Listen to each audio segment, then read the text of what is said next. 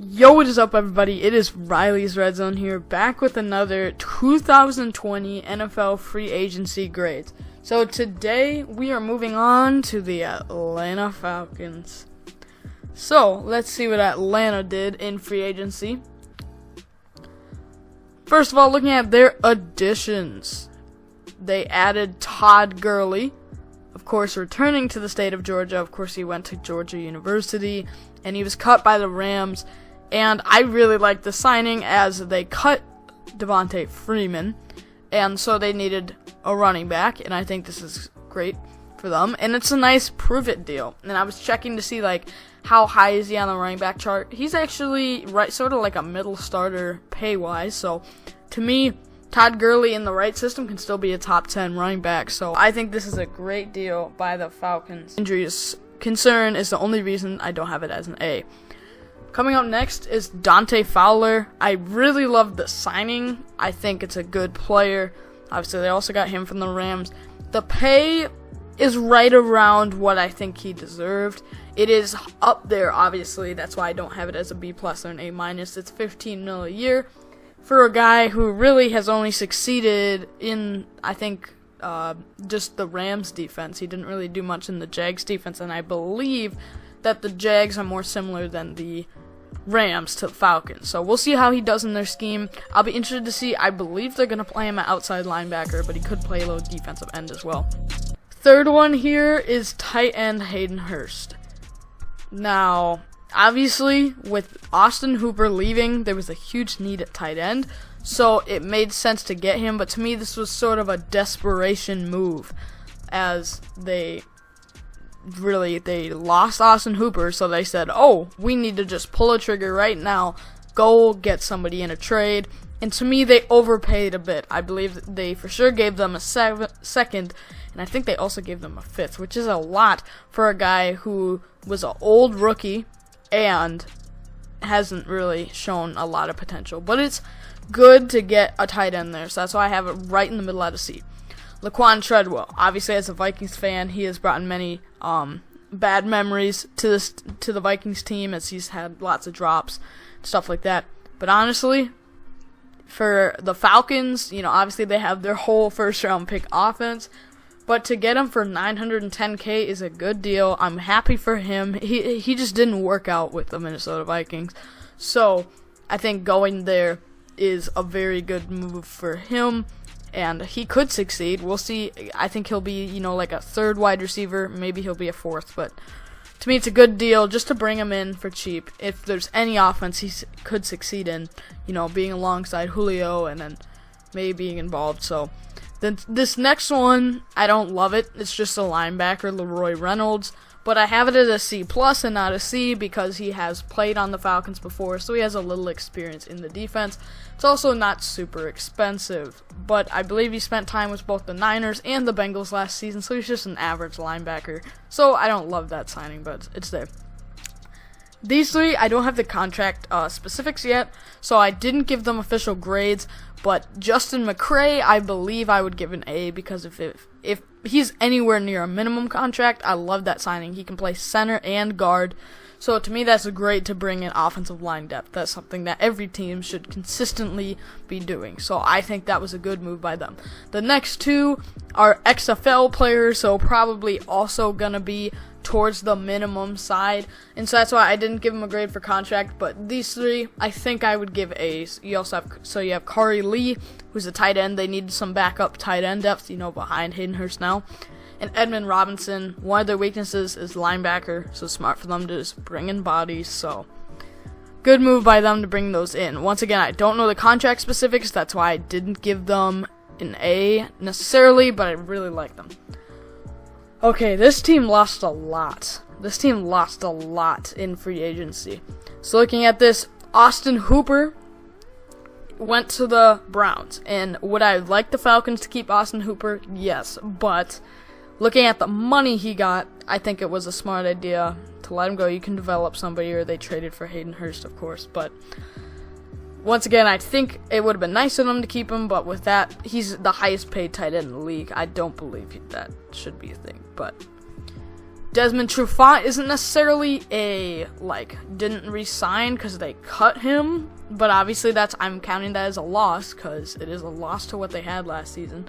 And they didn't really bring in a huge corner. Like, what the Lions did is they brought in Trufant, and that allowed them to get rid of Slay. The Falcons have not brought in somebody since Trufant, which I'll bring up later. That cornerback is one of their biggest needs.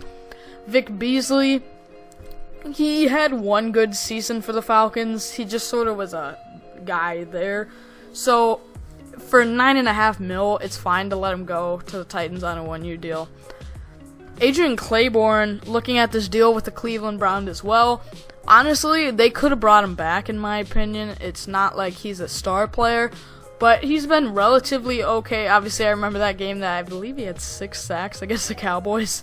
But, I mean, to me, for that price, they could have brought him back. But once again, not the end of the world. So I think they probably should have, maybe, but it's not the end of the world there. Devondre Campbell, like I mentioned in the last episode of the Cardinals, that's a little overpay, but not. I think he could have been in the 4 or 5 million range.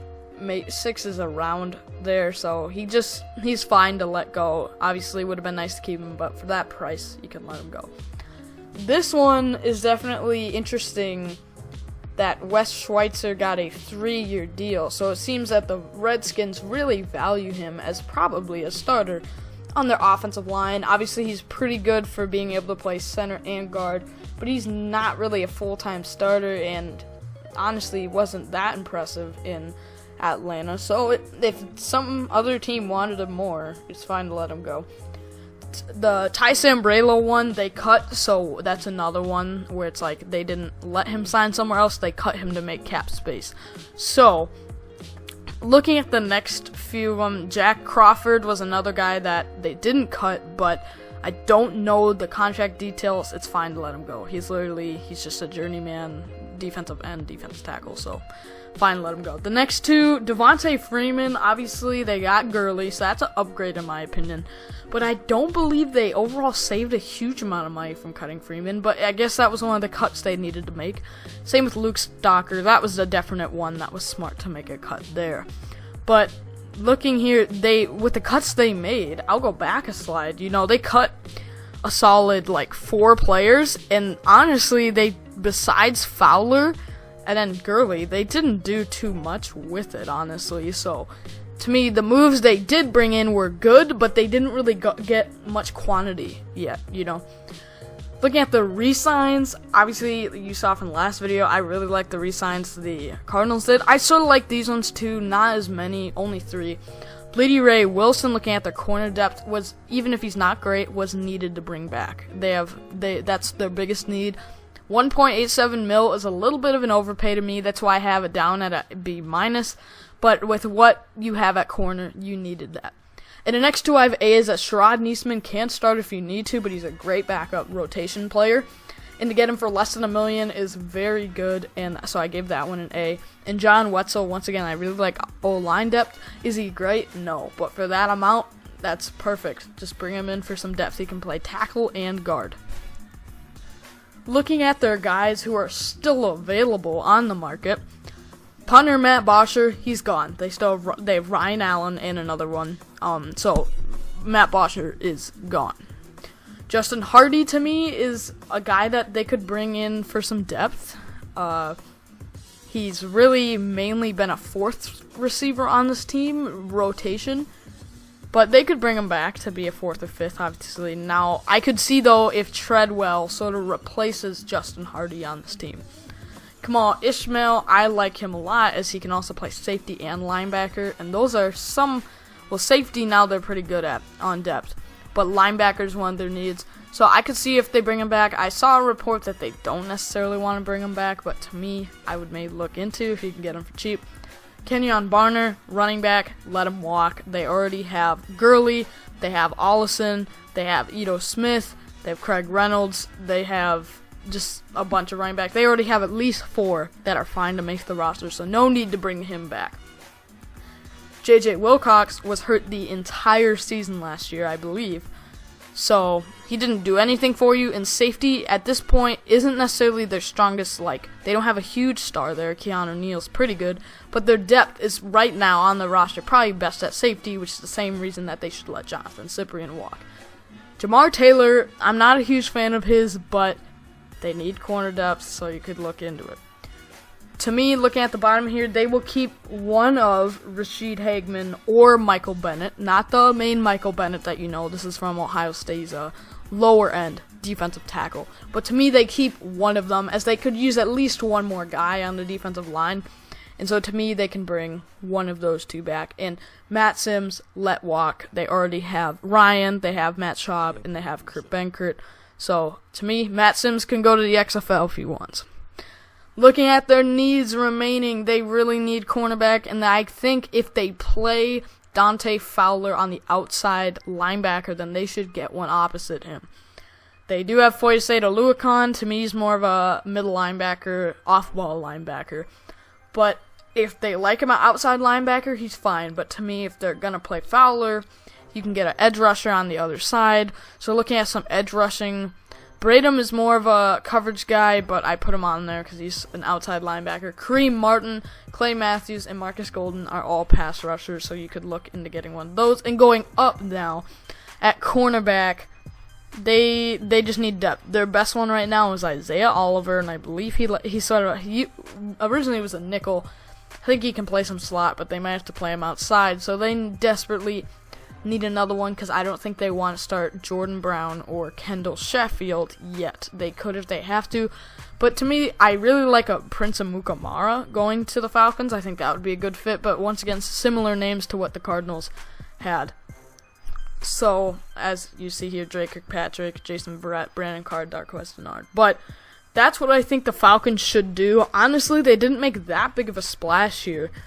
Obviously, the re-signs, as you see here, only 3. They didn't really need to re-sign a bunch of these players, though. But they lost a lot of players. And I know the Falcons weren't very good last year anyways, but to me, they lost a bunch of pieces. We'll see what they do in the draft. But there's some hope. I love the Gurley signing. Fowler's a good player, a little bit of an overpay.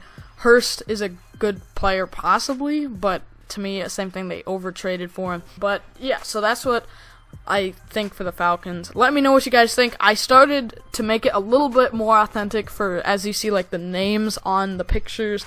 I used the official team's colors. Let me know if that improved your experience watching this, but I really hope you guys enjoyed this one. The next team, I believe, is the Baltimore Ravens, so I will try to get that one out soon. So I will see you guys in the next video. Bye-bye.